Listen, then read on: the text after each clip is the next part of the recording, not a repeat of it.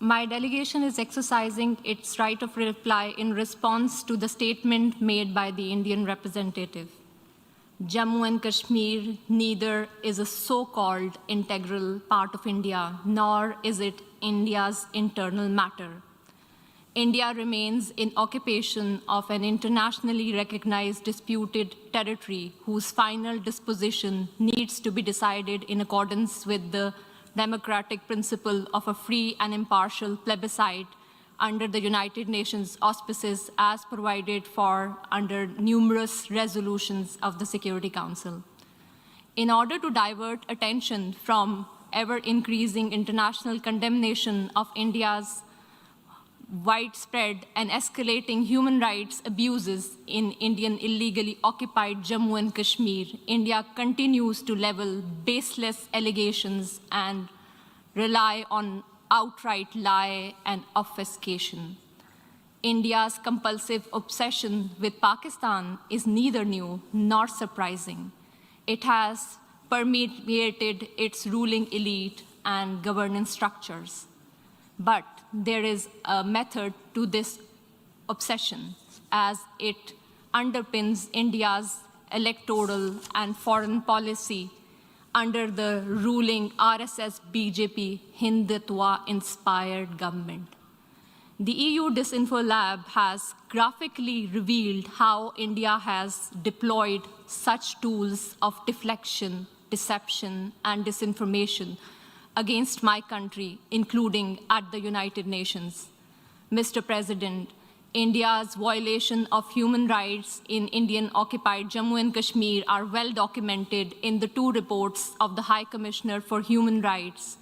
Since 5 August 2019, the High Commissioner has urged India to unlock the situation and fully restore the rights that are currently being denied to the people of the occupied territory. Several special rapporteurs and mandate holders have also termed the human rights situation in Indian illegally occupied Jammu and Kashmir in a, quote, free fall, unquote. Major human rights organizations, including Human Rights Watch and Amnesty International, have expressed similar serious concerns about India's human rights violation, including in the occupied territory.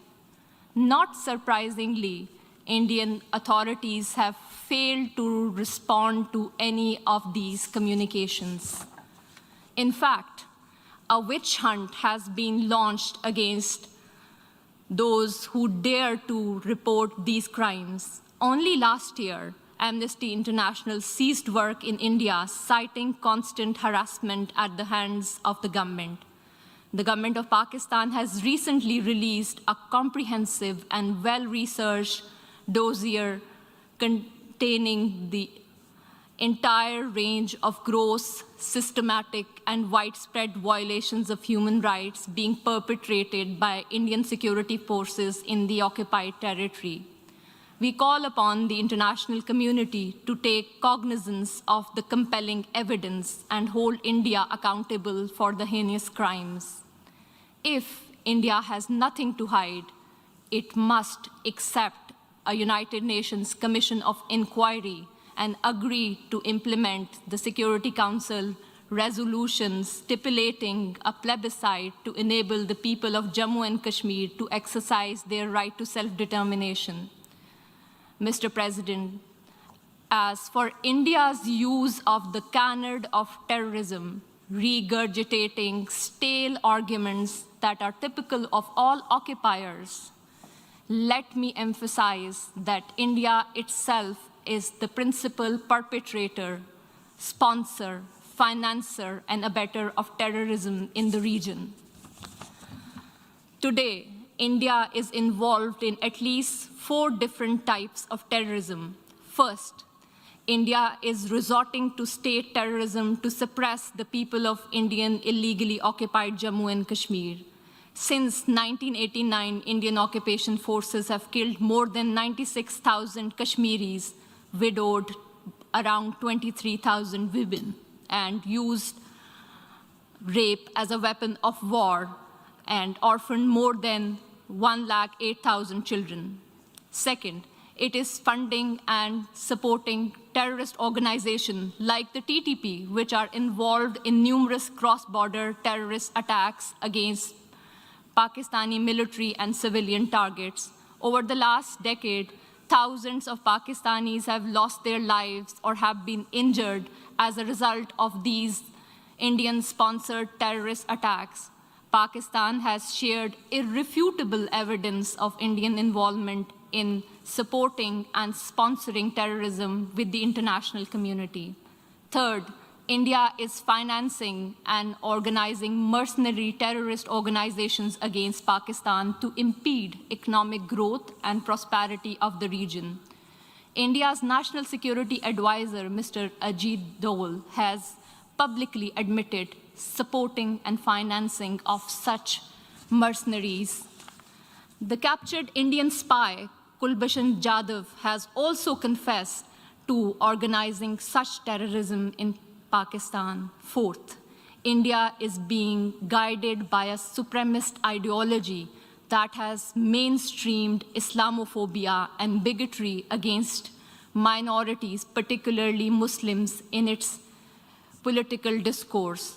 The RSS is one of the oldest fascist movements in the world, enjoys state protection, patronage, and support by BJP, the ruling party in India. It was RSS which was responsible for pogrom in Gujarat in 2002, which killed over 2,000 innocent Muslim children, women, and men. These anti-Muslim pogroms were later repeated in Mumbai and Delhi. One cannot expect anything new from the purveyor of Hindutva. In today's incredibly intolerant India, the 200 million strong Muslim minority faces frequent lynching by cow vigilantes, pogroms by RSS thugs with official complicity, discriminatory citizenship laws to disenfranchise Muslims, and a concerted campaign to destroy mosques and the rich Muslim heritage of India. Mr. President, for the edifice of fascism is in an advanced stage of construction in India today. The Hindutva order of the ruling party has created an atmosphere of fear among all minorities, including Muslims, Christians, Sikhs, and Dalits.